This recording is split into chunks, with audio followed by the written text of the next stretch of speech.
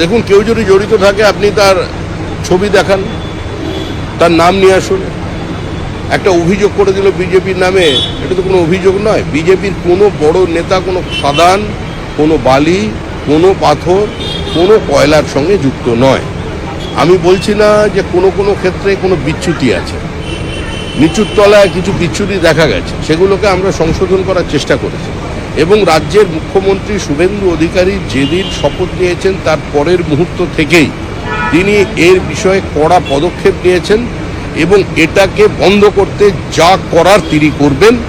প্রশাসনের পক্ষ থেকে, দলের পক্ষ থেকে যদি আমাদের কর্মীদের কোথাও কোনো বিচ্যুতি থেকে থাকে সেটা সংশোধন করবার আমরা আপ্রাণ চেষ্টা করি। প্রোটেকশন মানির কথা আমি বলিনি। আমি বলেছি কেউ যদি চোখের জল ফেলে এসে হঠাৎ আপনার কাছে পৌঁছে যায় আর আপনি আবেগতাড়িত হয়ে একটু মোহভঙ্গ হয়ে যান, তাহলে তা থেকে বিরত থাকবেন। কারণ মানুষ এদের চেনে, এদের মানুষ খুন করতে দেখেছে, নিরপরাধ মানুষের উপর অত্যাচার করতে দেখেছে, মানুষের সম্পত্তি কেড়ে নিতে দেখেছে, বিভিন্ন জায়গায় মানুষের সামাজিক সত্তাকে অপহরণ করতে দেখেছে। আর এদের বিরুদ্ধেই এই নির্বাচনে মানুষ ভোট দিয়েছে। সুতরাং যদি এ ধরনের কাজ আপনারা করতে যান তাহলে ওই যে ডিম থেরাপি চলছে, ওই ডিমের অভিমুখটা কিন্তু বদলে যাবে। সতর্ক থাকবেন। দলের পক্ষ থেকে সম্পূর্ণ নজরদারি আছে। বিজেপি একটা সংগঠিত রাজনৈতিক দল। আমাদের যারা দায়িত্বে আছেন, যে জেলার দায়িত্বে আছেন, মহকুমার দায়িত্বে আছেন, তারা এই বিষয়ে নজরদারি করছেন, তারা রেগুলার ট্যুর করছেন। কোনো জায়গায় এ ধরনের কোনো বিচ্যুতি যখনই শোনা যাচ্ছে পার্টি সেখানে প্রয়োজনীয় ব্যবস্থা নিচ্ছে। না, মুখ্যমন্ত্রী তো মদের দোকান বন্ধ করে দিতে বলেননি। তিনি বলেছেন যে স্কুল, মন্দির তার 1 কিলোমিটারের মধ্যে সরকার নতুন করে কাউকে কোনো লাইসেন্স দেবে না। এটাই সরকারের ঘোষিত অবস্থান।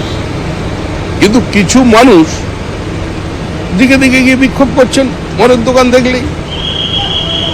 এটা মুখ্যমন্ত্রীর বার্তা নয়, এটা মুখ্যমন্ত্রীর অবস্থানের অপব্যাখ্যা করা হচ্ছে। অর্থাৎ আপনি বলছেন যেগুলো এক্সিস্টিং সেগুলোকে হাত দেওয়া যাবে না, নতুন লাইসেন্স হবে না। নতুন, আরে এটা তো সরকারের ঘোষিত অবস্থানই ছিল। আগের সরকার এগুলোকে ইমপ্লিমেন্ট করেনি।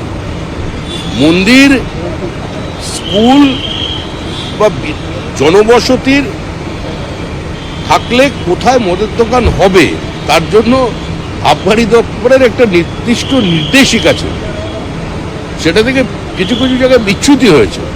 আর মুখ্যমন্ত্রী সেটাই স্পষ্ট বার্তা দিয়ে জানিয়ে দিয়েছেন, বর্তমানের যে সরকার, পশ্চিমবঙ্গ রাজ্য সরকার নতুন করে কাউকে 1 কিলোমিটারের মধ্যে লাইসেন্স দেবে না।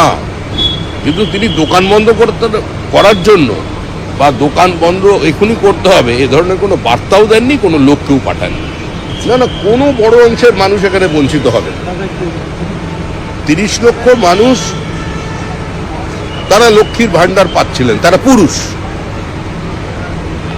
বছরে 36,000 টাকা পাবেন। তো তার জন্য তো কিছু শর্তাবলী থাকবে, নির্দিষ্ট ইনফরমেশন, সেগুলো তো দিতে হবে। অঙ্গনওয়াড়ির কর্মীরা, আশা কর্মীরা, এমনকি দলের পক্ষ থেকে বিভিন্ন মানুষকে ফর্ম ফিল আপ করতে সাহায্য করা হচ্ছে। আয়ুষ্মান ভারতের ক্ষেত্রেও তাই। দেখুন, পশ্চিমবঙ্গকে একটা বারুদের স্তূপের উপর বসিয়ে দিয়ে চলে গিয়েছে তৃণমূল কংগ্রেস। সিপিআইএম এর আমলে এটা ছিল সেফ প্যাসেজ, আর তৃণমূল কংগ্রেসের আমলে এটা হয়ে গেছে সেফ হোম।